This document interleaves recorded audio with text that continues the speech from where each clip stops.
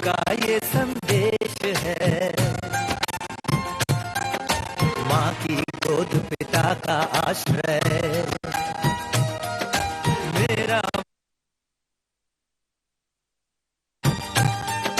कविता न्याय वीरता घायल सब कुछ यहाँ विशेष है।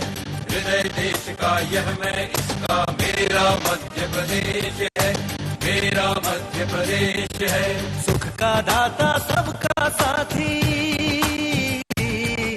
सुख का दाता सबका साथी, शुभ का ये संदेश है। माँ की गोद पिता का आश्रय, मेरा मध्य प्रदेश है।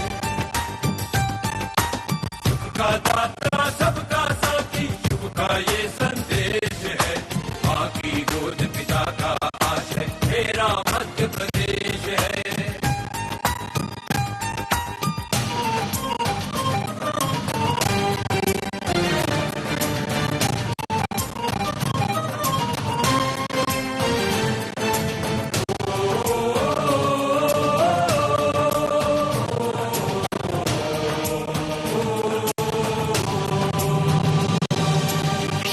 में अमृत घट छलका, मिला कृष्ण को ज्ञान यहाँ।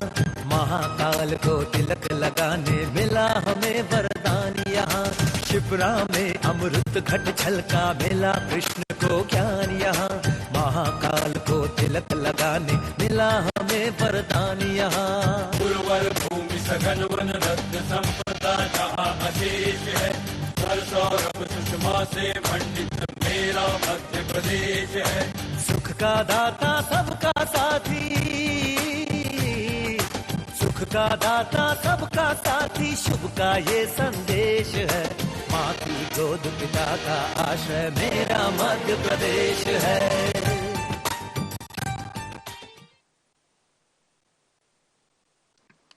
माननीय मुख्यमंत्री जी के स्वागत हेतु मैं आमंत्रित करना चाहूंगी माननीय राज्य मंत्री पंचायत एवं ग्रामीण विकास विभाग श्री रामखिलावन पटेल जी को।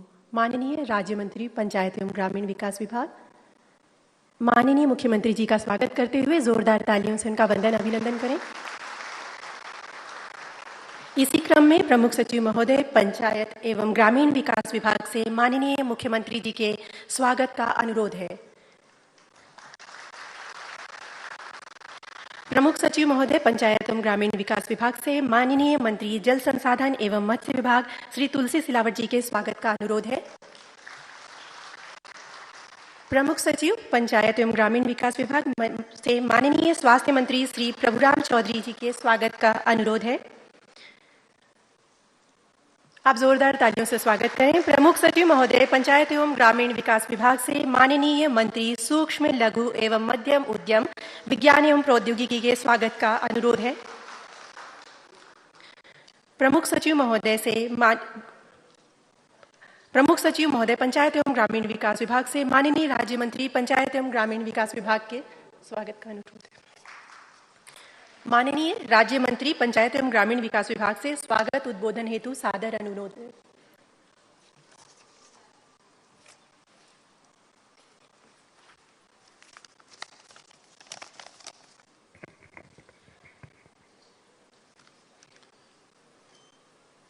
भारत माता की।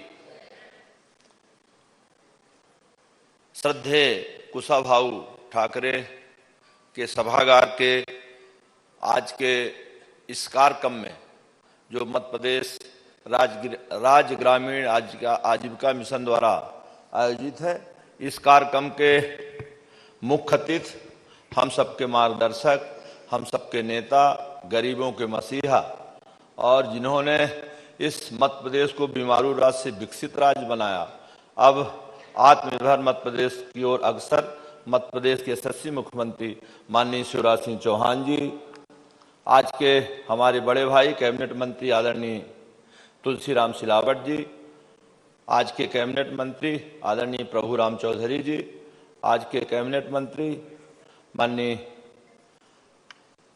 ओम प्रकाश सकलेचा जी, आज के कार्यक्रम में उपस्थित आदरणीय उमाकांत तुमराव जी, आदरणीय बिलवाल साहब, हमारे सभी माध्यमों से जुड़े माननीय मंत्रीगण, माननीय विधायकगण, माननीय जनप्रतिनिधिगण, हमारे कर्मठता की प्रतीक महिला स्व सहायता समूह की बहनें, आप सब लोगों का इस कार्यक्रम में उपस्थित होने पर, इस कार्यक्रम को गरिमामय बनाने पर आप सबका मैं स्वागत करता हूं, वंदन करता हूं, अभिनंदन करता हूं।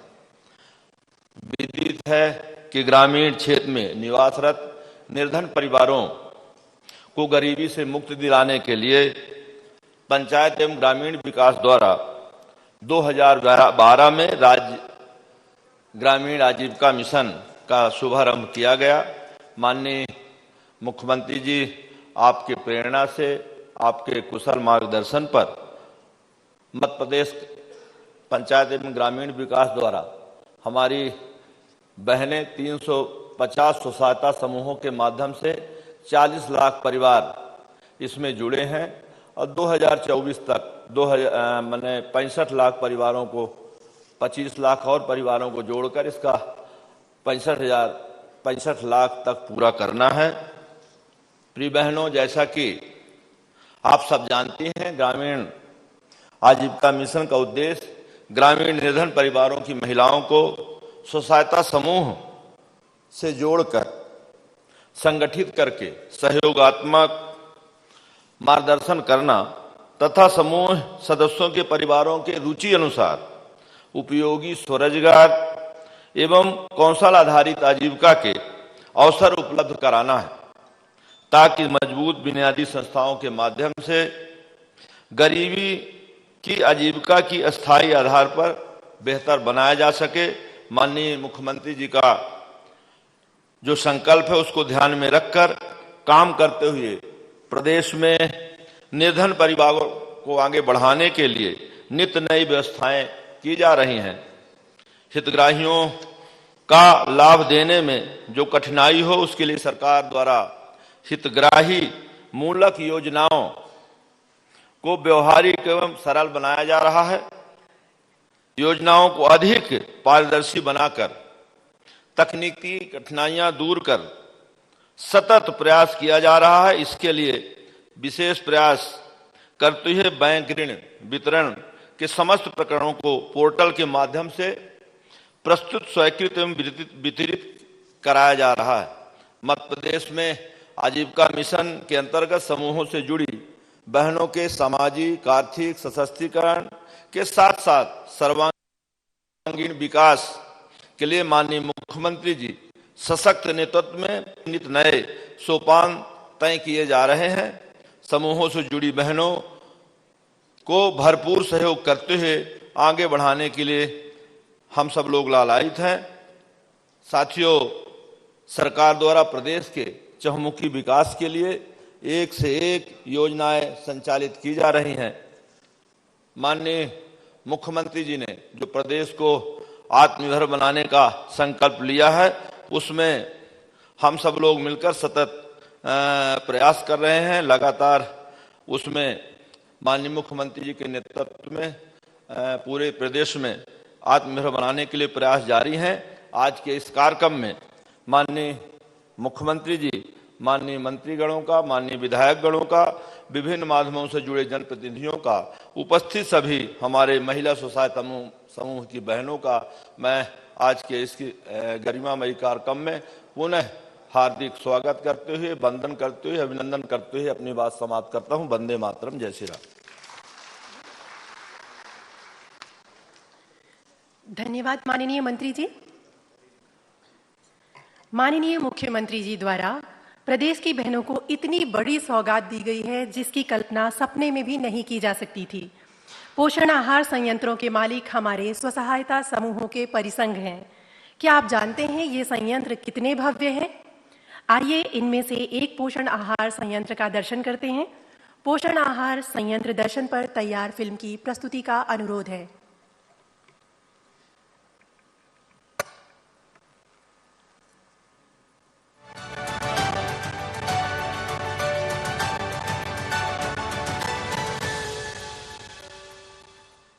स्व सहायता समूह की महिलाओं की मेहनत और आत्मविश्वास को देखते हुए मध्य प्रदेश सरकार ने उन्हें टेक होम राशन से जोड़ा है। और महिलाओं के उत्साह को बढ़ाते हुए अब टेक होम राशन संयंत्र की जिम्मेदारी महिला आजीविका औद्योगिक सहकारी संस्था को सौंपा है, जिसका सीधा लाभ महिलाओं को मिलेगा और उनके जीवन स्तर में बदलाव आएगा।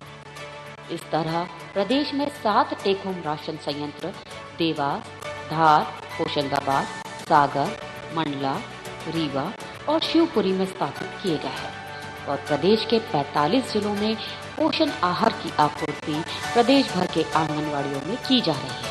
इसका बेहतरीन उदाहरण देवास के पोषण आहार संयंत्र में बखूबी देखने को मिला।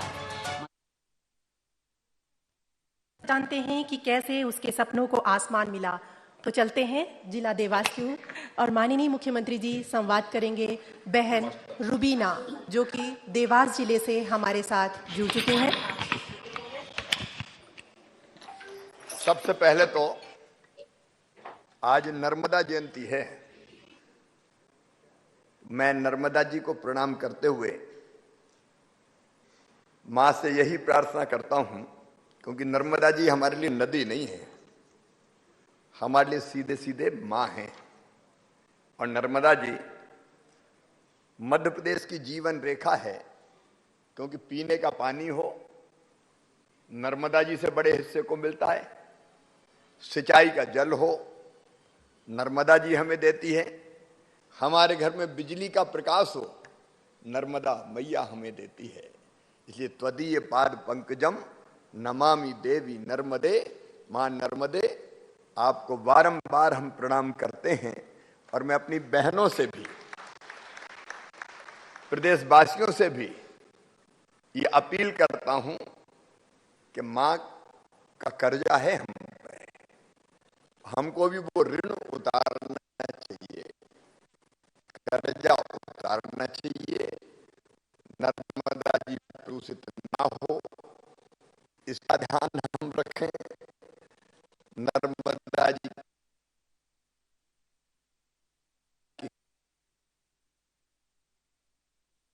किनारे से लगाएं, अपने परिवार के नाम से लगाएं, क्योंकि नर्मदा तो बरसात के पानी को पेड़ जो सोख कर रखते हैं वो बूंद बूंद छोड़ते रहते हैं, और वो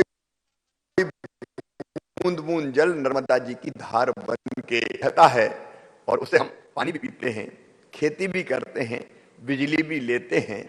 इसलिए कम से कम हमारा कर्तव्य है कि नर्मदा जी की धार कल कल छल छल करके बहती रहे। इसलिए एक पेड़ जरूर हमारे हाथों रोपा जाए। नर्मदा मैया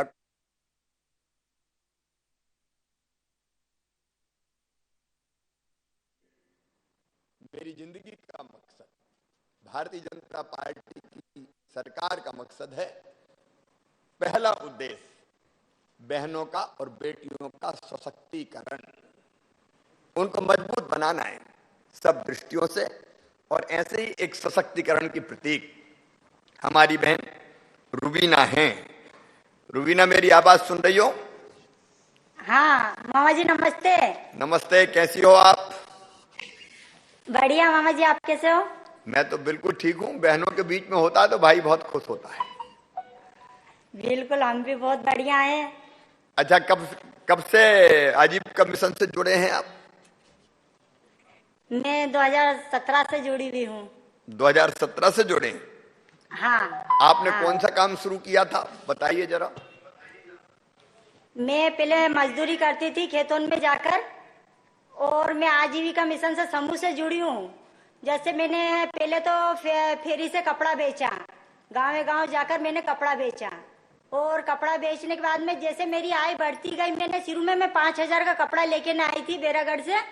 उस कपड़े को मैंने 8,140 रुपए में बेचा। अच्छा, गांव गांव कैसे जाती थी आप? पहले तो मैं पैदल जाती थी, लंबा सा घूंघट कर लेती थी और ऐसे जाती थी शर्माते शर्माते। सिर्फ मेरे गांव में ही करा मैंने। कुछ तो हंसते भी थे मेरे ऊपर के, देखो तो झोले उठा लिए ना, चल दी।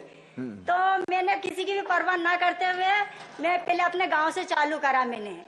मैंने अपने गांव में ही बेचा और फिर मैं धीरे धीरे जैसे मैं आसपास के गांव में भी जाने लग गई तो मेरा जैसा आय मेरी बढ़ती गई। फिर मैं दूर दूर के गांव में मुझे दिक्कत आने लगी जाने में, तो मैंने एक मारुति वैन खरीदी और फिर मारुति वैन को जैसे 100 दुकान सजाते हैं ऐसे ही मैंने मारुति वैन में पूरा रात दीदियों से दूसरी दीदियों से मैं सिलाई भी करवाती थी। जब मारुति वैन आपने खरीदी तो बैंक से फाइनेंस करा के खरीदी या बैंक से लोन लिया मामा जी मैंने पहले? 1 लाख का। हाँ। और मेरे समूह से भी लिया मैंने। अच्छा दोनों का मिला के ने। हाँ। अब रुबीना की हिम्मत देखो, पहले सर पे गठरी रख के कपड़े बेचती थी और बाद में हिम्मत करके मारुति वैन खरीद ली लोन लेके, और फिर कैसे बड़ा कारोबार आगे। जरा ताली तो बजाओ रुबीना के लिए। हाँ। फिर मैं जैसे मारुति वैन में मैं जाती थी तो एक गांव में मैं जाती थी तो मैं 5,000 का माल बेच के निकलती थी। दीदियां सारी मेरा रास्ता देखती थी कि वो मारुति वैन वाली दीदी आई है, हम उनसे ही कपड़े लेंगे। मैंने धीरे धीरे ऐसे मेरी आय बढ़ती गई। फिर मैंने यहाँ उसकी वजह फिर मैंने गणवेश का भी काम करा। मेरे जो गांव में मेरी दीदियां हैं मैंने उनको भी सिलाई सेंटर डलवाया और हमने 20,319 नग हमने सिलाई का गणवेश का भी करा। उसमें हमें सब दीदियों को 20-20, 25-25 हजार रुपए प्रॉफिट मिला। अच्छा, आजकल रुबीना जी आपकी आमदनी कितनी है हर महीने? मेरी आमदनी 25 से 30 हजार है मामा जी। 25 से 30 हजार। और हाँ, महीने का कमा लेते हैं। और बाकी जो बहनें सिलाई सेंटर में काम करती है उनका जो समूह से जुड़ी है उनकी आमदनी? उनकी 10 से 15 हजार आय हो गई है। 10 से 15 हजार हो गई। 100 परिवार मेरी 100 दीदियां ऐसी हैं कि जो 10 से 15 हजार आय कर रही हैं। चलिए रुबीना दीदी, आपको बहुत बहुत बधाई, आपने 100 परिवारों से को काम पे लगाया। मनोज जी हमारे विधायक जी भी वहां बैठे हुए हैं, नरेंद्र जी भी जिला पंचायत के अध्यक्ष भी बैठे हुए हैं, कलेक्टर भी वहां पे है। मामा जी अभी मेरे यहाँ की दीदियां अभी पोषण आहार जो फैक्ट्री लगी उसमें भी काम कर रही है। अच्छा, कैसी चल रही है फैक्ट्री, ये तो बता दो। अच्छी, आपकी वजह से सब बिल्कुल बढ़िया चल रही है मामा जी। अरे चलाने वाली तो आप है, मामा तो साथ देने वाला है। और हमने अभी उपार्जन में भी काम करा था। मैं एक बात कहना चाहता हूं सब बहनों को, ये 2018 के पहले जब मैं मुख्यमंत्री था तब हमने ये संयंत्र प्रारंभ करे थे कि ठेकेदार क्यों बनाए पोषण आहार। 800 करोड़ रुपया से ज्यादा का काम होता था और पता नहीं कितने पैसे ठेकेदार बचाते थे। तो हमारे दिमाग में आया कि ठेकेदार नहीं, ये मेरे स्व सहायता समूह के महासंघ जो है मेरी बहनों के, वो बनाएंगे पोषण आहार। और आज गर्व है मुझे कहते हुए, बीच में जब कमलनाथ की सरकार आ गई थी कांग्रेस की, तो उन्हें बंद करके फिर से ठेकेदारों को दे दिया कि ठेकेदार ही बनाएंगे। और मैंने लौट के फिर कहा कि कोई ठेकेदार नहीं चलेगा, बनाएंगी तो हमारी स्व सहायता समूह की बहनें बनाएंगी, आजीविका मिशन की बहनें बनाएंगी। और आज बहुत सुंदर तरीके से संचालन पोषण आहार के इन प्लांटों का हो रहा है। बहनों में केवल वहीं तक सीमित नहीं रहूंगा, 7 जगह तक आने वाले समय में ये पोषण आहार के संयंत्र और बढ़ाए जाएंगे और सब संयंत्र मेरी बहनें ही चलाएंगी। चला लोगी ना? अरे आपसे पूछ रहा हूं, चला लोगी ना? ठीक है रुबीना, आपको बहुत बहुत बधाई, आगे बढ़ते हैं। धन्यवाद रुबीना। आइए अब रुख करते हैं जिला धार के ग्राम सादलपुर की ममता सोनगौरा दीदी की तरफ, जो ब्यूटी पार्लर, साड़ी की दुकान और पशुपालन गतिविधि से आजीविका मिशन से जुड़कर सशक्तिकरण का पर्याय बन चुकी हैं। ममता सोनगौरा दीदी। ममता बहन नमस्कार। मामा जी को मेरा आदरणीय मामा जी को मेरा सादर प्रणाम है। मैं ममता सोनगौरा ग्राम सादलपुर से। ममता जी आपके साथ विधायक जी भी बैठी हैं, उनको भी नमस्कार। जी नमस्ते भाभी जी। ममता, कब आपने शुरू किया था समूह का काम? मामा समूह का काम मैंने 5 अक्टूबर 2015 को मैं इस मिशन से जुड़ी थी, आजीविका मिशन से। आपने कौन सा काम प्रारंभ किया? मैंने आजीविका मिशन के माध्यम से ही जो आज मेरे जीवन में परिवर्तन है वो तो आजीविका मिशन के माध्यम से ही है। मैंने शुरुआत ही ब्यूटी पार्लर से की थी, समूह से ऋण लेके। उसके बाद मैंने साड़ी की दुकान डाली। ब्यूटी पार्लर कहाँ खोला था आपने? गांव में खोला था ब्यूटी पार्लर? गांव में अपने खुद के घर पे ही सर। खुद के घर पे ही? गांव में चल जाता था ब्यूटी पार्लर? हाँ सर, हाँ मामा जी चल जाता। देखो एक बात मैं बताऊं अपनी बहनों को, एक मिनट मेरी बहन, कई चीजें हम गांव में ही शुरू कर सकते हैं। अब हम जानते हैं कि ब्यूटी पार्लर, शादियां होती है तो दुल्हन का श्रृंगार होता है, और भी अवसर ऐसे आते हैं जब ब्यूटी पार्लर की गांव में भी आवश्यकता होती है। तो एक ऐसा काम जो गांव में भी किया जा सकता है, कोई ये नहीं कि शहरों में बड़ा ब्यूटी पार्लर बने। और ममता ने वही ब्यूटी पार्लर से अपना काम शुरू किया और सफलता के साथ चलाया। उसके बाद फिर क्या किया ममता? उसके बाद मैंने साड़ी की दुकान डाली, और वो भी मेरी मतलब हम जब ग्राम संगठन हमारे समूह की बैठकें होती थी, मैं दीदियों से, गांव की दीदियों से मिलती थी, तो उन्हीं के बीच में रह के अपने ब्यूटी पार्लर का भी प्रचार किया कि मैं ये ब्यूटी पार्लर का काम करती हूँ, तो आप मेरे पास आइए। और मेरी साड़ी की दुकान है तो आप मेरे पास साड़ियाँ खरीदने आइए, और मैं आपको अपने समूह की दीदियाँ हैं, बहनें हैं, तो उनको अपने किफायती दाम में उनको ये बेचती थी मैं। तो उसी के माध्यम से आज मैं आगे बढ़ने में मेरा पूरे समूह की जो दीदियां हैं उन्हीं का बहुत बड़ा हाथ है। और उसी के माध्यम से फिर मैंने पशुपालन भी किया मामा जी। अब ये देखो, दूसरी चीज आपने साड़ी का शुरू किया, और एक बात और ममता बता रही है कि किफायती दामों पे, अगर घर में अपने गांव में थोड़े किफायती दाम पे, भोपाल में कोई खरीदने आए तो ठगा जाए, कपड़ा देख के समझ में थोड़ी आता, दुकानदार ने जितने बता दिए। लेकिन अगर गांव में कोई बहन बेचने आ रही है तो वो हमको किफायती दामों पे भी उसका प्रॉफिट कमा के दे सकती है। तो गांव के लोगों को भी, बहनों को भी सुविधा हो गई, और हमने भी उसमें से पैसा कमा लिया अपने परिवार के लिए। तो इसलिए ममता ने ये काम किया। ममता को मैं बहुत बधाई देता हूँ। अब आपकी आमदनी कितनी है? आज मेरी आमदनी 25 से 30 हजार है। 25 से 30 हजार से 30 हजार। अच्छा, कितनी बहनें? एक समय ऐसा था जो मैं, हाँ, एक समय कैसा था? एक समय ऐसा था मामा जी कि मैं 1500 रुपए महीना कमाती थी, वो भी कांच बटन करके। अच्छा, और आज मेरी आय 25 से 30 हजार है। वो है आजीविका मिशन में समूह से जुड़ने के माध्यम से। अच्छा, कितनी बहनें जुड़ी है, कितनी दीदियां जुड़ी है समूह से? मेरे समूह से 10 दीदियां जुड़ी है। उनकी आय कितनी है हर महीना? हर महीना मेरे समूह में 10 दीदियों में से 7 दीदियों की आय है 20, 25 और 30 हजार के लगभग है, और 3 दीदियां जो है उनकी आय है 7 से 8 हजार। चलिए तालियां बजाई ममता के लिए। उनके समूह की कई बहनें, अब ये तो लखपति हो गई जिनकी आय 25-30 हजार हो गई, मतलब लखपति की श्रेणी में आ गई। ठीक बात है कि नहीं? अच्छे नहीं कमा पाते 25-30 हजार। आजकल 10-10 हजार रुपया की नौकरी निकलती है तो कितनी बड़ी लाइनें लग जाती है, लेकिन हमारी बहनें कमाने का काम कर रही है। अच्छा, आज कई दीदियां हमसे जुड़ी है ममता, पूरे प्रदेश में। जी मामा जी। उनको क्या संदेश देना चाहेंगी आप? उनको कुछ कहना चाहेंगी? बिल्कुल मामा जी, अगर आपको अपने जीवन में परिवर्तन लाना है, आत्मनिर्भर बनना है, तो वो एक राह और वो एक दरवाजा है जो आजीविका मिशन है। अगर जो महिलाएं, घरेलू महिलाएं हैं, वो यही सोचती है कि हमारे जीवन में चूल्हा चक्की के अलावा कुछ भी नहीं है, तो ऐसा नहीं है। जीवन वहीं खत्म नहीं होता है। आजीविका मिशन के माध्यम से आप अपने सपनों को साकार कर सकते हैं, आप अपने बच्चों को अच्छी परवरिश दे सकते हैं, और आप अपने पति के कंधे से कंधा मिलाकर चल सकते हैं। और आने वाले समय में ये है कि आपको किसी के आगे हाथ न फैलाना पड़े।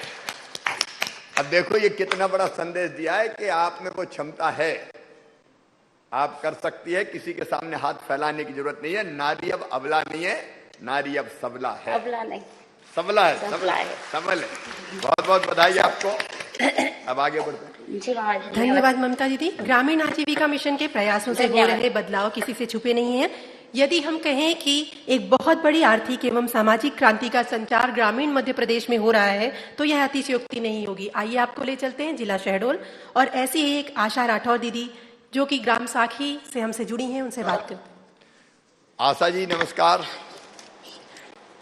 प्रणाम। प्रणाम भैया जी। प्रणाम। क्या हाल है आशा दीदी?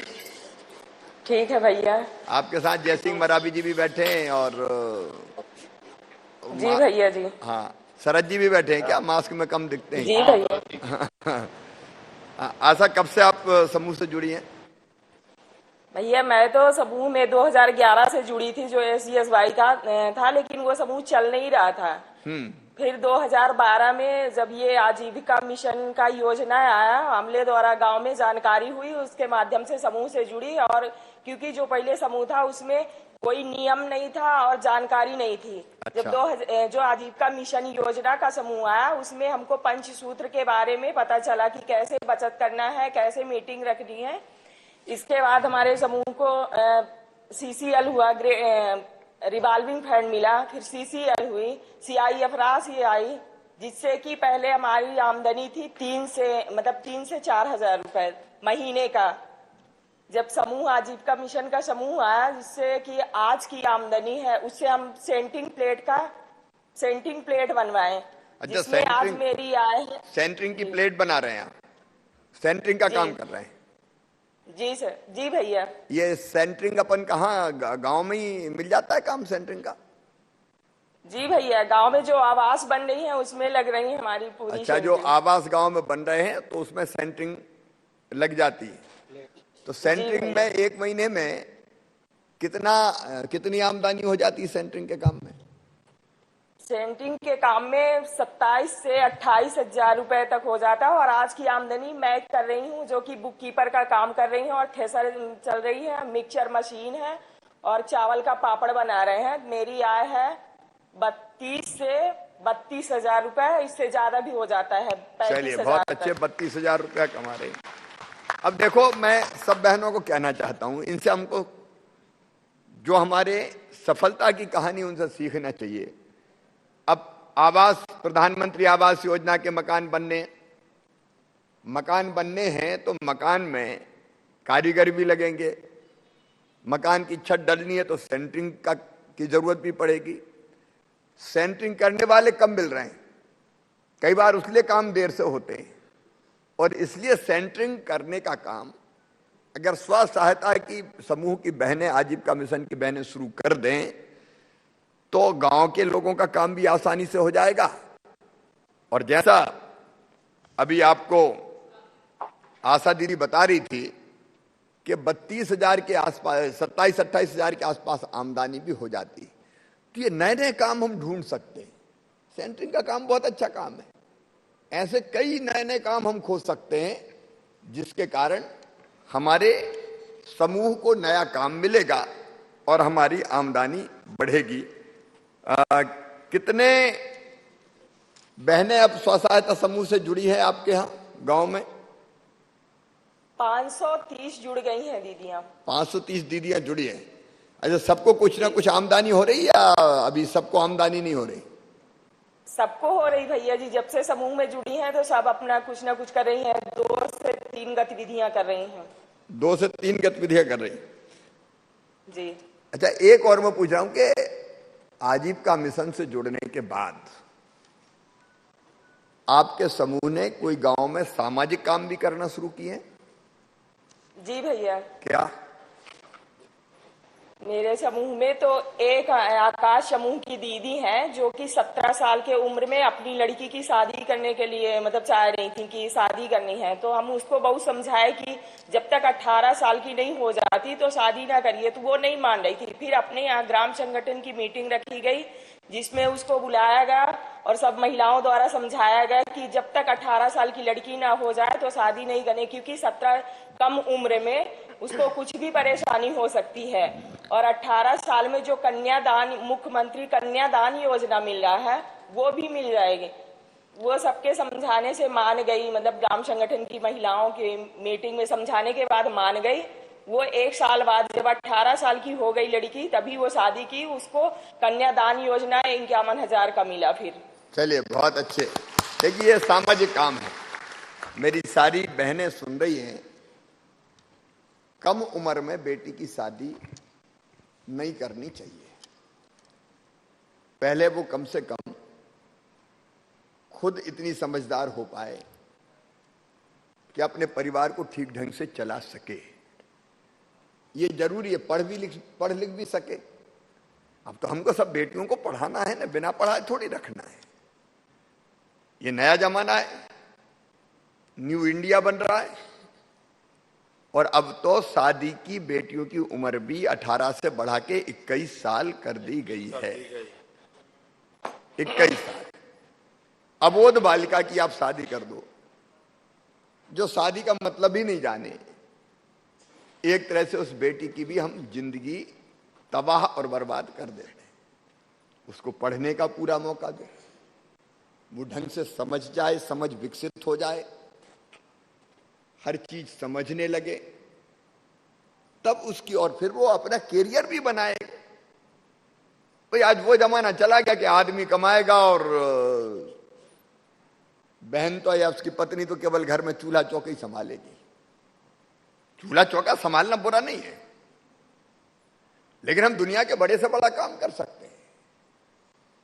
तो केवल चूल्हे चौके के लिए नहीं, आने वाली पीढ़ी वो बाकी काम भी करेगी। इसलिए जरूरी है कि हम उसको विकसित होने का, उसके व्यक्तित्व के विकास का पूरा मौका दें। और नहीं तो बचपन में ही शादी हो गई तो हमने एक जिंदगी सचमुच में बर्बाद ही कर दी।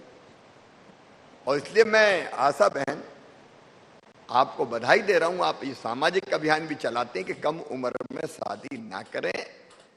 जब उम्र हो जाए शादी की तभी शादी करें, ताकि बच्ची की जिंदगी भी सुखी बन सके। इस सामाजिक काम के लिए भी मैं आपको बधाई देता हूं। धन्यवाद आशा दीदी। हमारी दीदियों द्वारा प्रदेश में 111 से अधिक प्रकार की आजीविका गतिविधियों का संचालन किया जा रहा है। उनमें से एक अभिनव गतिविधि है दीदी कैफे। ऐसे ही 127 दीदी कैफे संपूर्ण मध्य प्रदेश में खुल चुके हैं। आइए आपको लेकर चलते हैं सहरिया आदिवासी बाहुल्य जिला श्योपुर के आजीविका प्रसादम दीदी कैफे। आजीविका प्रसादम दीदी कैफे में किसी शहरी रेस्टोरेंट के मेन्यू की सूची में अंकित समस्त व्यंजन तो उपलब्ध हैं ही, इनके अतिरिक्त श्योपुर जिले की स्थानीय व्यंजन भी इनकी विशिष्टता में सम्मिलित है। आइए संवाद करते हैं सरोज बैरवा दीदी से, जिला श्योपुर।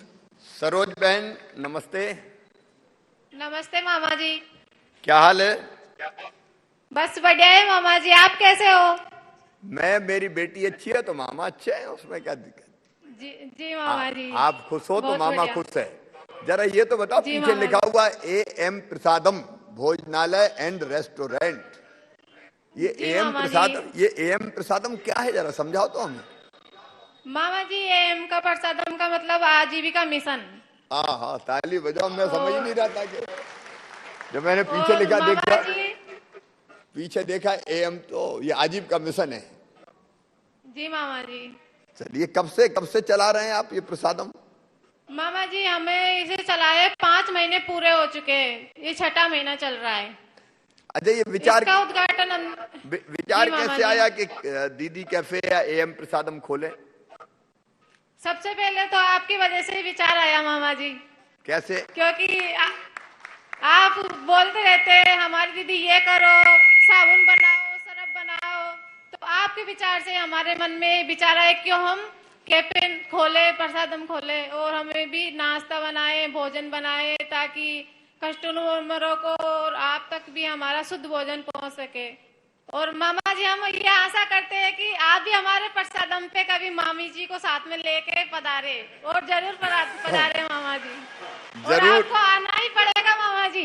अरे आपने इतने आग्रह से सरोज कहा है तो मामा भी आएगा और मामी को भी संग लाएगा। जी मामा जी, आपको आना ही पड़ेगा। जरूर आऊंगा, मैं कभी न कभी जरूर आऊंगा।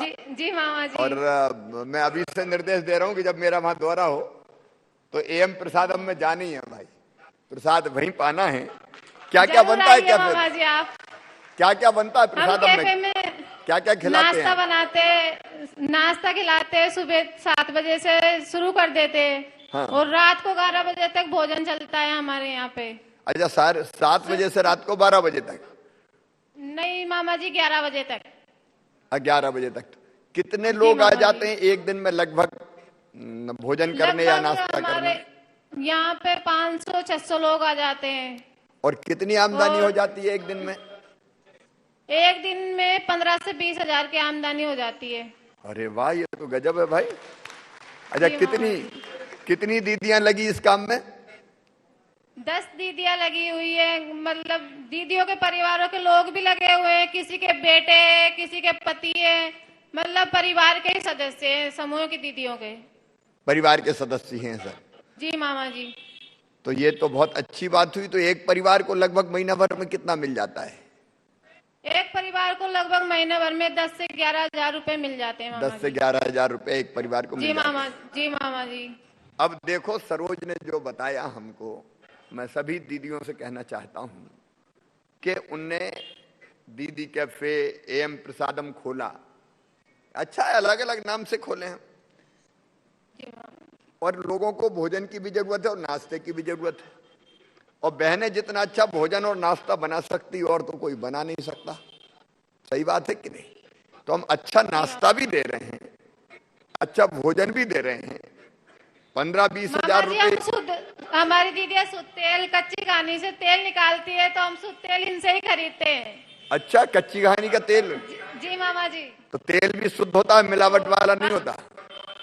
नहीं होता सर, हम दीदियां बनाती है, कच्ची घानी से निकालती है, और हल्दियां भी हम हमारी दीदियों से ही खरीदते हैं। अब सरोज ने एक कदम और बढ़ के बताया कि हम तो दीदियां जो चीज बनाती है, अगर तेल लाना हो तो डब्बा बंद नहीं लाते, शुद्ध तेल निकाल रही दीदी, तो दीदियों से खरीदो। मतलब ये आपस में एक और समन्वय का काम हो सकता है कि जो दीदियां बनाए, अगर दूसरे समूह को जरूरत पड़े तो दीदियों से ही खरीद लो, तो दीदियों की बिक्री बढ़े। ठीक बात है कि नहीं? तो ये आपस में सहयोग से हम आमदनी और बढ़ा सकते हैं। ये मंत्र हमें सरोज ने दिया है। बहुत अच्छे सरोज। अब मैं एक बात और पूछना चाहता हूं कि आप लोग जब से ये काम कर रहे हो, आजीविका मिशन में जुड़े हो, तो शुरू में तो लोगों ने कहा था कि देखो बड़ी आई महिलाएं निकली है, क्या करेंगी। अब लोगों का देखने का नजरिया कैसा है? आप लोगों को जो काम कर रहे हैं उसके बारे में लोग क्या सोचते हैं? मान सम्मान की दृष्टि से देखते हैं, और लोग सोचते हैं कि महिला भी इतना बड़ा काम कर सकती है, तो हमें उससे बहुत गौरवान्वित महसूस होता है, और हमारा शहर में भी नाम हो रहा है। देखिए, अगर आप आर्थिक रूप से सशक्त बनती हैं तो मान और सम्मान भी बढ़ता है, इज्जत भी बढ़ती है। कमाने वाली की इज्जत होती है, घर में भी हो जाती है। और हमें जब हम कमाएंगे खुद, तो हमें किसी के आगे हाथ फैलाने की जरूरत नहीं है। पहले हम अपने पति से पैसे मांगते थे तो कभी कभी कहते थे हमारे पास पैसे नहीं है, लेकिन हम अब पैसे नहीं मांगते उनसे, हम अपना खर्चा खुद ही चला लेते हैं। अरे अब तो कभी कभी पतिदेव मांगते होंगे कि थोड़ी जरूरतें दे दो हमें। जी मामा जी मांगते। अब देखो, ये परिवर्तन है, ये साधारण बात नहीं है। पहले छोटी छोटी चीज के लिए पति पर आश्रित रहना पड़ता था, और पति कह देता था कहां से ले आऊं, आ गई मांगने। लेकिन अब हालत ये है कि जब पति को भी जरूरत पड़ती है तो हमारी दीदी कहती चिंता मत करो, ले जाओ। तो ये परिवर्तन है सचमुच में। देखो, पैसा, धन अगर आपके पास है तो धन के कारण भी सम्मान बढ़ता है कि ये तो खुद ही कमाती हैं, हम केवल आश्रित नहीं रहे।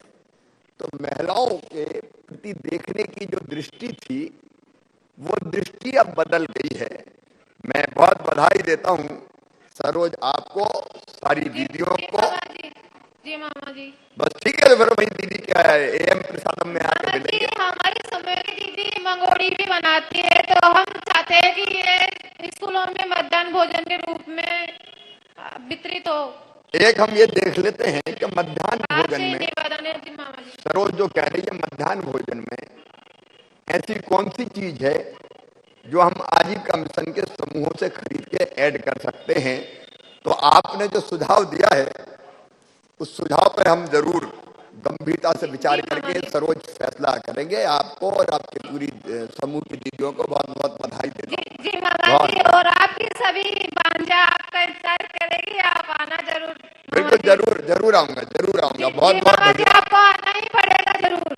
अरे इतने आग्रह से बुला रही तो जरूर आऊंगा, चिंता मत करो। जी मामा, एक बार जानेंगे, कार्यक्रम बना लेना उमाकांत। मंच पर मेरे साथ यहाँ उपस्थित हमारे वरिष्ठ मंत्री अच्छा एक और है। जी सर, चलो फटाफट करें। आइए अंत में मिलते हैं बड़वानी जिले की सुधा दीदी से, जो कि आज राष्ट्रीय समुदाय मास्टर ट्रेनर हैं और जिनके पास हमें बताने को बहुत कुछ है। तो बातें करते हैं दीदी सुधा बघेल, राजपुर विकासखंड, जिला बड़वानी। अच्छा सुधा दीदी, मैं नहीं पूछता, आज तो आप कैसे आपने सफलता प्राप्त करी उसकी कहानी आप सब दीदियों को सुनाओ। तो मैं सुधा दीदी से ही कहता हूं कि इस आजीविका समूह में हमने स्व सहायता समूह आजीविका मिशन के अंतर्गत बनाए, तो उन्हें कैसे सफलता प्राप्त करी ये बताओ। भैया जी नमस्कार। नमस्कार। मेरा नाम है सुधा बघेल और मेरे गांव का नाम है सनगांव और मेरे ब्लॉक का नाम है राजपुर और मेरे जिले का नाम है बड़वानी। मैं बड़वानी जिले से हूँ सर। और 2012 में मेरा समूह बना था। तो 2012 में हमारा समूह बना था, उससे पहले तो हमारी आर्थिक बहुत खराब थी। पर हम समूह आजीविका मिशन हमारे यहाँ पर 2012 में सितंबर महीने में आया था। तो वहाँ पर हमको दीदियों ने एक समूह हमारे गांव में बन गया था, लक्ष्मी समूह। तो दीदियों ने बोला कि तुम भी समूह से जुड़ जाओ। पर मेरी आर्थिक स्थिति ठीक नहीं थी, तो मैं तैयार जल्दी नहीं हुई, क्योंकि मेरे को डर लगता था कि क्या पता क्या ये समूह में हम कभी जुड़ेंगे तो ये पैसे खाए तो नहीं जाएंगे, ये डर मेरे मन में था। पर दीदियों ने मेरे को समझाया कि तू जुड़ जा, तेरी आर्थिक स्थिति ठीक नहीं है। तो मैं जुड़ गई हिम्मत करके कि चलो जो भी होगा देखेंगे। 2012 में जुड़ी। उसके बाद में 2014 में मेरे को book keeper SSG book keeper का प्रशिक्षण बड़वानी में लेने के लिए भेजा गया। तो वहाँ पर 5 रोज का था। तो जिस दिन मेरे को फोन लगाया गया कि आजीविका मिशन से कि दीदी आपको बड़वानी जाना है, तो मेरे को बहुत डर लगा कि कैसे जाऊंगी, मैं क्या करूंगी। पहली बार, क्योंकि घर से बाहर तो कभी मैं गई नहीं, मैंने कभी राजपुर ही नहीं देखा था और बड़वानी कैसे जाऊंगी। तो फिर मैं जैसे तैसे करके आ गई और मेरा एक छोटा सा लड़का था, उसको भी लेके आई। वो बहुत परेशान करता था। पर फिर मेरे मन में ये लगा मेरे को कि नहीं, मेरे को आगे बढ़ना है। तो मैंने 5 दिन का प्रशिक्षण लिया बुक कीपिंग का।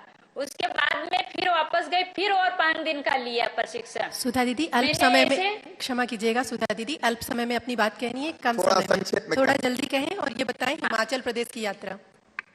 हाँ, तो फिर बार बार प्रशिक्षण लेने के बाद में नेशनल सीआरपी का चयन किया गया, उसमें मेरा भी नाम आया। तो मैं हैदराबाद में 25 दिन का प्रशिक्षण मैंने लिया और फिर हिमाचल प्रदेश में अन्य जिले में प्रशिक्षण पहले लेने के लिए जाती थी, अब देने के लिए जा रही हूँ। तो हिमाचल प्रदेश में मैंने सिरमौर में 12 दिन का प्रशिक्षण दिया और शिमला में 12 दिन का दिया। तो 24 दिन के मेरे को एक दिन के प्रतिदिन का 2000 मिला। तो मेरे लिए तो बहुत गर्व की बात है कि आज एक गांव की महिला जो कम पढ़ी लिखी है, 8वीं पढ़ी लिखी है, उनको 2000 एक दिन का सिखाने के लिए मिला। तो मेरे लिए बहुत गर्व की बात है कि मैंने दूसरों दीदियों को सिखाया। और वहाँ पर चीज मैंने बड़ी अच्छी सीखी कि क्योंकि मेरे लिए तो बहुत बड़ी नया शब्द था कि वेरी नाइस। बार बार वो दीदी बोलती थी कि वेरी नाइस वेरी नाइस। तो मैं सोचती थी कि वेरी नाइस क्यों बोला करती है बार बार। वेरी नाइस सुधा जी, हाँ, तालियां बजाओ सुधा। देखो, एक बहन पहले खुद सीखती है, खुद प्रशिक्षण प्राप्त करती है और अब वो सिखाने जाती है। हमारे नए जो स्व सहायता समूह से जुड़ी हुई बहनें हैं, उनको ट्रेनिंग की जरूरत पड़ती है। ट्रेनिंग बहुत जरूरी है और उस ट्रेनिंग के कारण वो फिर मिशन के माध्यम से कई तरह के काम कर पाती है आजीविका से संबंधित। और अभी सुधा बता रही थी तो उनको एक दिन की ट्रेनिंग के मास्टर ट्रेनर है 2000 रुपया मिलते हैं, और 2000 रुपया मतलब 60,000 रुपया महीना। हो सकता है रोज ट्रेनिंग करने देने ना जा पाए, लेकिन जितने दिन देती 2000 रुपया मिलते हैं। तो हम सबके लिए गर्व की बात है, पहले हम सीखें और उसके बाद हम सिखाने का काम करें। मैं सुधा जी को और उनके तरह के जितने मास्टर ट्रेनर बहने हैं उनको बहुत बधाई देता हूं, और एक बार फिर कहता हूं वेरी नाइस सुधा जी, आगे बढ़ते रहिए। और अब हम आगे बढ़ते हैं क्योंकि नर्मदा जयंती के कार्यक्रम, और आज एक और महत्वपूर्ण कार्यक्रम अपनी दीदियों को भी मैं बताता हूं। आज एक अपने गांव से एक अभियान में शुरू कर रहा हूं, गांव का गौरव दिवस मनाने का। सरकार अकेली हर गांव में सब तरह का विकास नहीं कर सकती जब तक हम खुद चिंतित ना हों। इसलिए अपने गांव के लिए साल भर में हम एक बार समय निकालें और अपने गांव के विकास के लिए हम क्या क्या कर सकते हैं उसके बारे में सोचें। तो मैंने कहा शुरुआत करनी चाहिए। तो मैं जिस गांव में पैदा हुआ, मैंने अस्पताल में जन्म नहीं लिया, मैंने गांव में ही जन्म लिया, घर में जैसा पहले होता था। तो उसी गांव में जाके गांव वालों के साथ बैठ के अपने गांव के विकास की और गांव की बेहतरी की योजना बनाऊंगा। आज वो कार्यक्रम भी है, नर्मदा जयंती के कार्यक्रम भी है, लेकिन आज सौभाग्य के दिन का प्रारंभ अपनी बहनों के साथ हो रहा है। इस अवसर पर हमसे जुड़े हुए हमारे वरिष्ठ मंत्री आदरणीय तुलसीराम सिलावट जी, आदरणीय डॉक्टर प्रभुराम चौधरी जी, आदरणीय ओम प्रकाश सकलेचा जी, इस विभाग के हमारे राज्य मंत्री रामखिलावन पटेल जी, उमाकांत उमराव जी, बैलवाल जी, सुषमा जी, और पूरे प्रदेश में आज इस कार्यक्रम से जुड़ी हुई मेरी लाखों बहनों। देखो, चर्चा में हमने देखा कि हमारे अंदर अगर काम करने की तरफ हो तो बहनें चमत्कार कर सकती हैं। हम अभाव में जीने के लिए पैदा नहीं हुए, हम केवल गरीबी में जीने के लिए पैदा नहीं हुए, हम केवल ताने सुनने के लिए पैदा नहीं हुए, हम केवल अन्याय सहने के लिए पैदा नहीं हुए। इतिहास में, भूतकाल में हमने पहले देखा कि बहनों का और बेटियों का जितना सम्मान होना चाहिए था उतना सम्मान नहीं होता था। मैंने अपने गांव में देखा, पति की मर्जी पत्नी से चाहे जैसा व्यवहार करे, कभी डांट दिया, फटकार दिया, और कभी कभी तो मार भी दिया। ऐसी घटनाएं होती थी।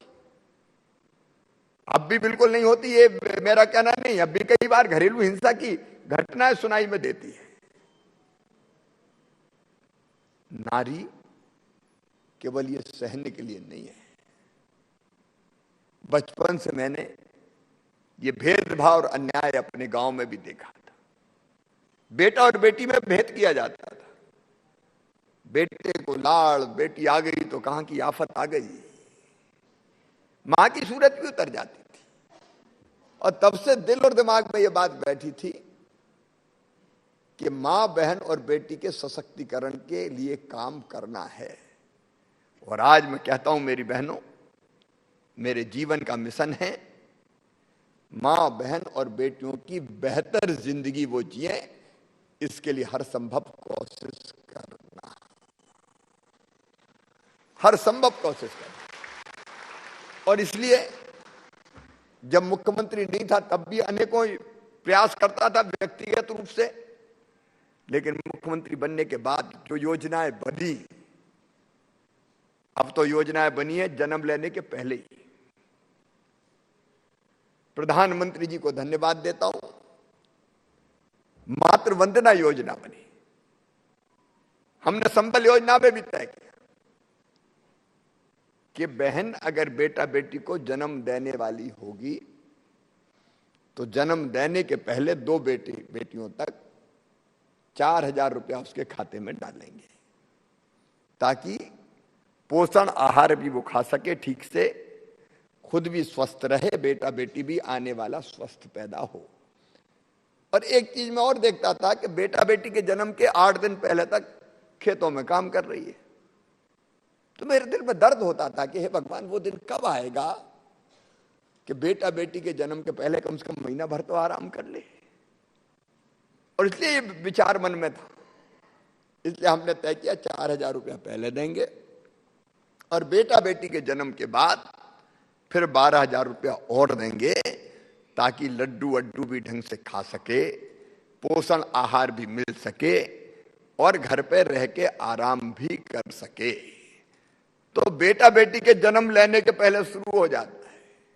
अब बेटी पैदा हो तो 2 बेटियों तक तो लाडली लक्ष्मी कर दी अपन ने।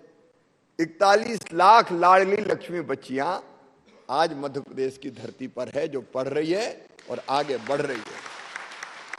और अब हम जल्दी लाडली लक्ष्मी 2 योजना भी लाने वाले हैं उन्हीं बेटियों के लिए।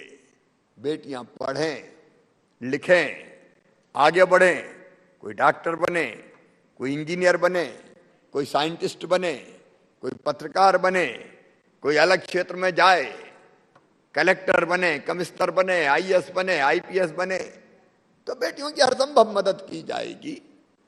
ढंग से पढ़ें, इसलिए एज भी बढ़ाई 21 साल। नहीं, शादी हो गई तो फिर काहे की पढ़ाई बढ़ाई, फिर कौन पूछ रहा पढ़ाई का। अब 18 साल में तो 12वीं तक ही आ पाती बेटियां, 12वीं या कॉलेज में फर्स्ट ईयर में आई, 18 साल की उम्र हो गई।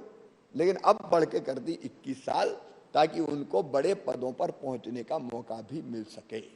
तो बेटी पैदा हो तो लाडली लक्ष्मी, स्कूल जाए तो किताबें फ्री में, दूसरे गांव जाए तो साइकिल, स्कॉलरशिप कई योजनाओं के अंतर्गत, 12वीं में अगर फर्स्ट डिवीजन पास हो जाए तो गांव की बेटी कहलाए। कॉलेज की पढ़ाई के लिए हर साल 5,000 रुपया और पाए गांव की बेटी योजना के अंतर्गत। पढ़ाई में भी अगर वो तेज है पढ़ने में तो उसकी फीस भी मम्मी पापा नहीं भरवाए, मामा भरवाने का काम करे, ताकि बेटियों की पढ़ाई में कोई बाधा पैदा ना हो। अब कोरोना जैसे कंट्रोल हो रहा है, वैसे ही फिर से धूमधाम से शादियों का कार्यक्रम भी फिर बेटियों की प्रारंभ हो जाएगा। मुख्यमंत्री कन्यादान योजना के अंतर्गत बेटियों का घर ठीक से बसे, उसका इंतजाम भी किया जाएगा। अलग अलग क्षेत्रों में उनको जॉब मिले, रोजगार मिले, उसके भी अनेकों प्रयत्न चल रहे हैं। जैसे सरकारी नौकरियों में, शिक्षक जैसी नौकरियों में अगर भर्ती होगी तो हमने तय कर दिया 50% भर्ती बेटियों की ही होगी। आधे बेटा आधे बेटी। बेटियों को रिजर्वेशन दे दिया ताकि बेटियां शिक्षक बने। हमने ये भी तय किया कि 30% नौकरियों में पुलिस की बेटियों को आरक्षण, मतलब अब 100 में से 30 पुलिस की भर्ती जब भी होगी तो 30 भर्ती बेटियों की करनी ही पड़ेगी। अब जब मैंने ये प्रयास शुरू किया, चर्चा चली, तो पुलिस में भी भारी विरोध हुआ। ये लड़कियां क्या करेगी, ये गुंडों का मुकाबला कहां से कर पाएंगी। लेकिन मैं देख रहा हूं पुलिस की यूनिफॉर्म में बेटियां जब निकलती है तो अपराधी बिलों में घुस जाते हैं। बेटियां भाभी कमाल का काम कर रही हैं। तो सरकारी नौकरियों में भी ज्यादा आए वो। फिर एक काम और किया मेरी बहनों, जिससे बड़ा बदलाव आया। मुझे ये कहते हुए गर्व है कि मध्य प्रदेश पहला राज्य था जिसने तय किया कि जितने भी चुनाव होते हैं, पंचायत के, नगर पालिका के, नगर निगम के, पार्षद, सरपंच, पंच के, उन सब में आधे पदों पर केवल बहनें ही लड़ पाएंगी और लड़के चुनाव जीत के आएंगी। आज जरा ईमानदारी से बताना, अगर ये 50% मतलब आधा रिजर्वेशन हर एक पद के लिए, मेयर के लिए, नगर पालिका अध्यक्ष के लिए, नगर पंचायत के अध्यक्ष के लिए, सरपंच पंच के लिए, जिला पंचायत के सदस्य के लिए, जनपद पंचायत के सदस्य के लिए, अगर मैं आधा रिजर्वेशन नहीं करता 50%, तो क्या इतनी बहनें सरपंच बनती क्या? मैं बहनों से पूछ रहा हूं, बनती क्या? ना इतनी सरपंच बनती, ना मेयर बनती, ना अध्यक्ष बनती। साहब कहते घर में बैठ, चुनाव तो मैं लड़ रहा हूं, रोटी बना, 50 आदमी आ रहे आज खावे। तो ये हालत होती थी। और घर में भी रहे और घूंघट भी, बाहर मत निकल जाना। और आज जब 50% का रिजर्वेशन मिला तो बहनें शान से चुनाव के मैदान में आई। साहब चुनाव प्रचार कर रहे हैं कि मेरी श्रीमती जी लड़ रही हैं, साहब वोट दे दो। ये बड़ा सामाजिक परिवर्तन है, बड़ा सामाजिक परिवर्तन है। इस फैसले के बिना इतना बड़ा सामाजिक परिवर्तन हो नहीं सकता था। लोग निकलने ही नहीं देते घर से। लेकिन अब बहनें बड़े बड़े पदों पर चुन रही है। और कई मेयर ने तो इतना अच्छा काम किया। अब तुलसी जी बैठे इंदौर में, महिला मेयर थी मालिनी गौड़ जी, 5 बार स्वच्छता में इंदौर नंबर 1 आ गया भाई। तो हमारी महिला मेयर बनी, अध्यक्ष बनी, सरपंच बनी। यहां एक बेटी है भक्ति शर्मा, वो सरपंच बनी, बहुत अच्छा काम करके दिखा रही। ऐसी एक नहीं आने को, देखो मौका मिले तब तो काम करोगे। अगर केवल चूल्हे में लकड़ी जलाती रहती तो कोई अपनी क्षमता का प्रकटीकरण कर पाती क्या? मौका मिला तो चमत्कार कर दिया। और इसलिए ऐसे कई फैसले हमने करे जिससे बहन का सशक्तिकरण हो, बेटी का सशक्तिकरण हो। और उसी की एक बड़ी और अहम कड़ी है, जैसे अभी चर्चा में आया, आर्थिक सशक्तिकरण। पैसा पास में हो तो इज्जत अपने आप होने लगती है। आपको महाभारत का एक उदाहरण सुनाता हूं। आपने भीष्म पितामह का नाम सुना होगा। भीष्म पितामह जब सरसैया पे लेटे थे, अर्जुन ने बाणों से बीत दिया और वो गिरे तो जमीन पे नहीं गिरे, इतने बाण थे कि बाणों पे ही धरे ऊपर, सरसैया कहते हैं उस पे थे। और तब उनसे ज्ञान लेने लोग पहुंचते, क्योंकि वो अपने इच्छा मृत्यु का वरदान उनको प्राप्त था कि जब सूर्य उत्तरायण में जाएगा तब मैं प्राण छोड़ूंगा। तो वो जीवित थे, तो उनसे ज्ञान प्राप्त करने पांडव भी गए, साथ में द्रौपदी भी थी। तो भीष्म पितामह बड़ी ज्ञान की बातें करने लगे तो द्रौपदी हंस दी। तो पितामह ने पूछा कि बेटी तुम हंसी क्यों? तो द्रौपदी ने कहा कि पितामह आज बड़े बड़े ज्ञान की बातें कर रहे हो, उस दिन तुम्हारा ज्ञान कहां चला गया था जब भरी सभा में कौरव मेरा चीर हरण कर रहे थे और आप चुपचाप बैठे थे। तो भीष्म पितामह ने उत्तर दिया कि बेटी पुरुष अर्थ का दास है, पैसे के दास है। और तब दुर्योधन राजा थे, उनका अन्न मैंने खाया था, उसका बना खून मेरे शरीर में था और इसलिए उस समय ज्ञान कुछ नहीं सूझ रहा था। अर्जुन के बाणों ने आज उस खून को मेरे शरीर से बाहर कर दिया, इसलिए मैं ज्ञान की बात कर रहा हूं। ये कहा भीष्म पितामह ने, पुरुष अर्थ का दास है। अगर पैसा है तो इज्जत अपने आप हो जाएगी।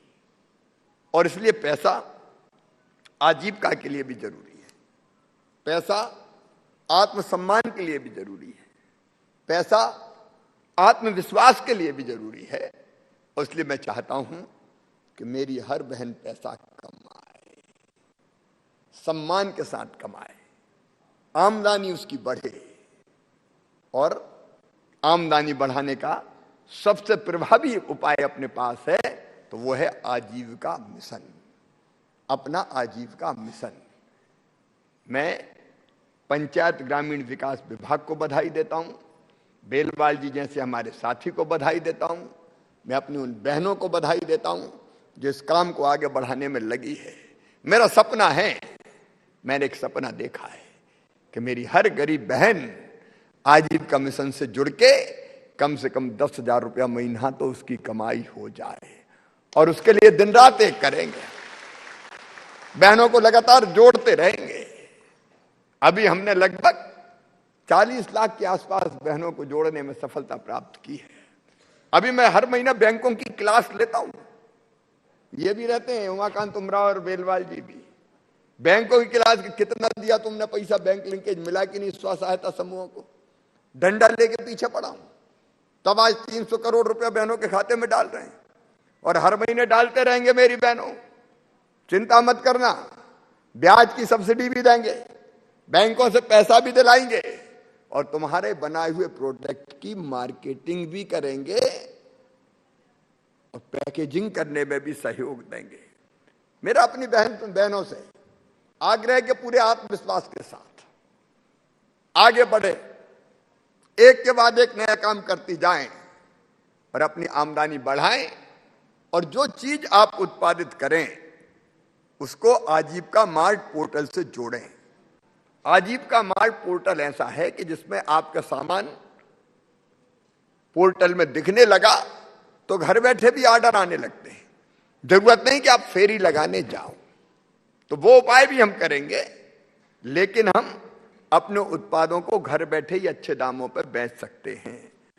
सरकार द्वारा जो बैंक की ऋण सुविधा दी जा रही है, मैं कितनी मेहनत कर रहा हूं देखो, उसका फायदा लो।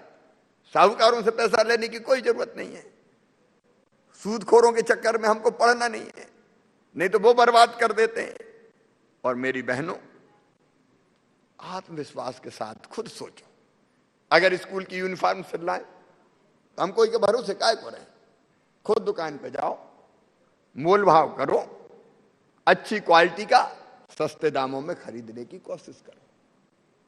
ये हम कर सकते हैं, क्यों नहीं कर सकते?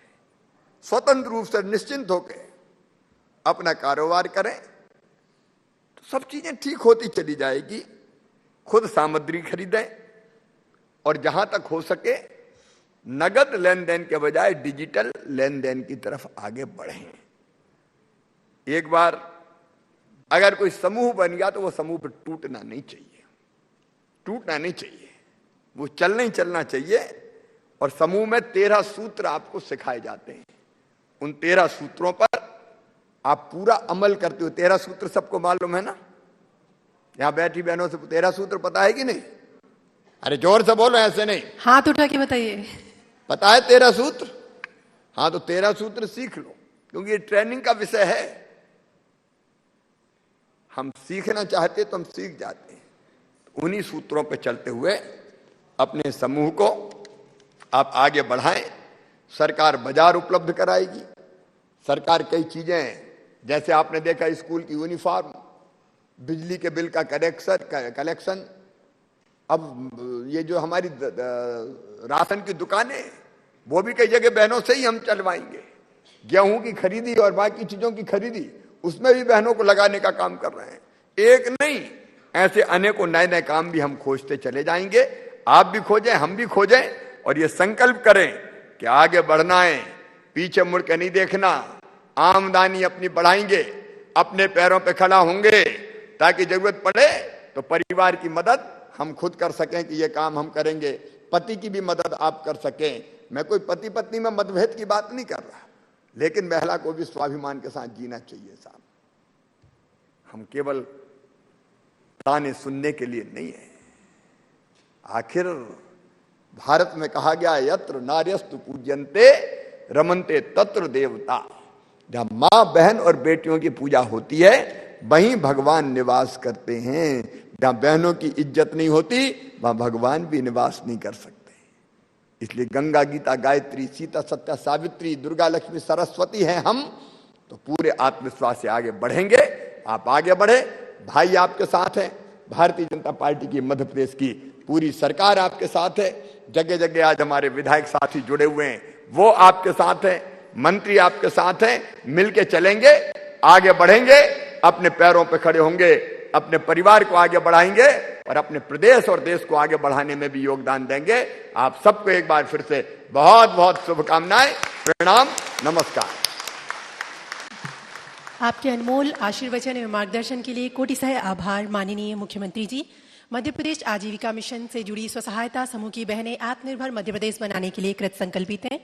माननीय मुख्यमंत्री जी से आजीविका कैलेंडर के विमोचन का सादर अनुरोध है।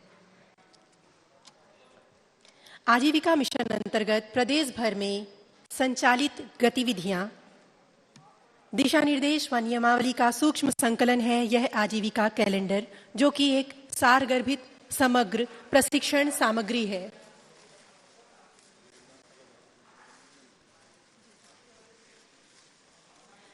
यह कैलेंडर हमेशा हमारी दीदियों की नज़र के सामने एक सहज सरल प्रशिक्षण सामग्री के रूप में विद्यमान रहेगा। माननीय मुख्यमंत्री जी द्वारा आजीविका कैलेंडर का विमोचन किया जा रहा है। जोरदार तालियों से अभिनंदन करें।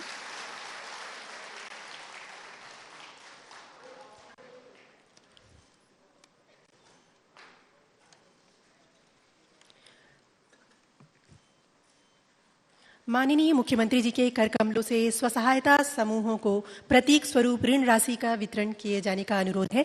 इस क्रम में सर्वप्रथम जिला सीहोर ग्राम भावरा के गंगा स्वसहायता समूह के अध्यक्ष सचिवों को राशि रुपए 4 लाख का चेक प्रदाय किए जाने का अनुरोध है। स्वसहायता समूह गंगा के अध्यक्ष सचिव कृपया मंच पर पधारें।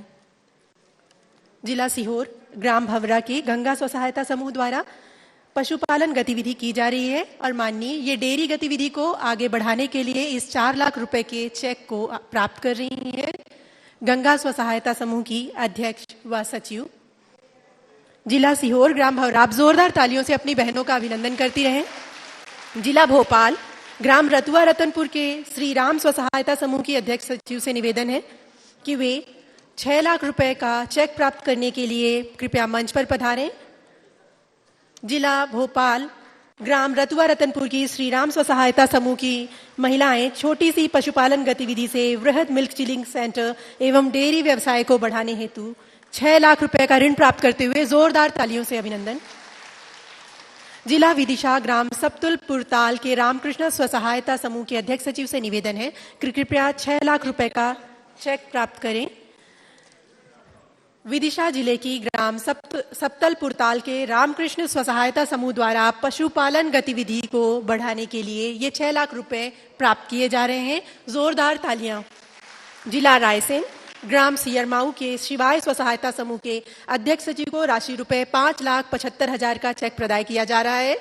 जिला रायसेन ग्राम सियरमाऊ की शिवाय स्वसहायता समूह की बहनें रेडीमेड गारमेंट और सिलाई उद्यम के लिए 5,75,000 प्राप्त करते हुए जिला राजगढ़ ग्राम भूरा के भोलेनाथ स्वसहायता समूह के अध्यक्ष सचिव को राशि रुपए 6,66,000 का चेक डेयरी व्यवसाय को और भी उन्नत और आधुनिक तथा वृहद स्तर पर ले जाने हेतु डेयरी व्यवसाय के लिए 6,66,000 का चेक प्राप्त करते हुए राजगढ़ जिले की बहनें जोरदार तालियां।